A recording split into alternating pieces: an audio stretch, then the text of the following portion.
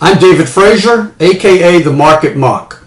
Because I was out of town unexpectedly a few days last week and was therefore unable to record our regular 7 o'clock in the evening TV and radio show, I decided to do a weekly wrap-up today on Sunday, April 20th. So let's get right into it. Well, based on last week's trading action in the U.S. stock market and on the latest readings on numerous economic indicators, my thinking is that the recent downturn in U.S. stocks has come to an end. Now that really doesn't surprise me any. As I told you last week and the week before, this big downturn in story stocks is what was really impacting the U.S. stock market in a negative way. That is, in stocks of companies that have either never generated a profit and might not ever make a profit, and or stocks of companies whose prices appear to be substantially higher than their projected earnings over the next few years would justify. So, it's no surprise that at some point these story stocks were going to see some sharp pullbacks as persons who trade in those stocks woke up and realized it might be time to get off that boat. But although the pullback in those story stocks definitely impacted in a negative way the overall U.S. stock market, I just did not see that going on for a very long period of time.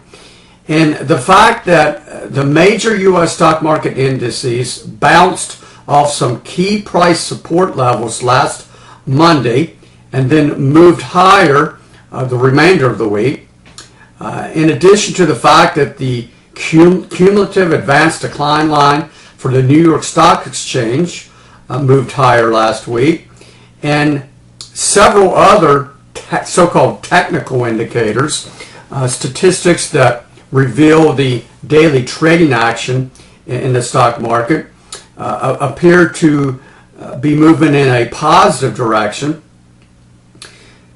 It just, historically, this type of trading action would suggest that this downturn is over. Now, that's especially true in light of the fact that numerous leading economic indicators, or maybe I should say the latest readings on numerous leading economic indicators, suggest that the pace of economic growth here in the United States is going to increase during the months ahead. So, I want to take a quick look at some notes that I made here.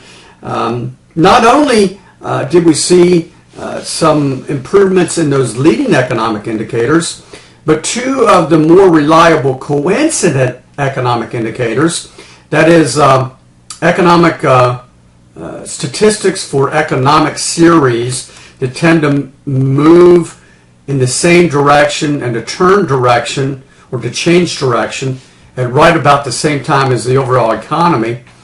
Two of those very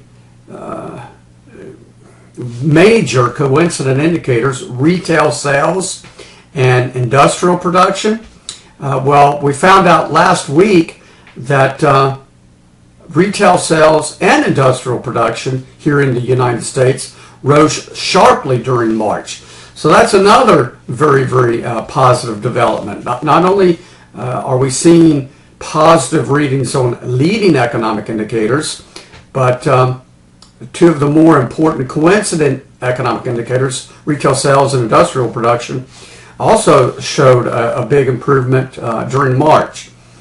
And just looking again at my notes here, I could go on and on really about the readings on economic indicators. I reviewed, probably about 50 of those statistics, maybe more than that this weekend, as well as mutual fund flows, currency exchange rates. I did a lot of research, and I remain convinced that we we're going to see stock prices move higher during the second half of this year.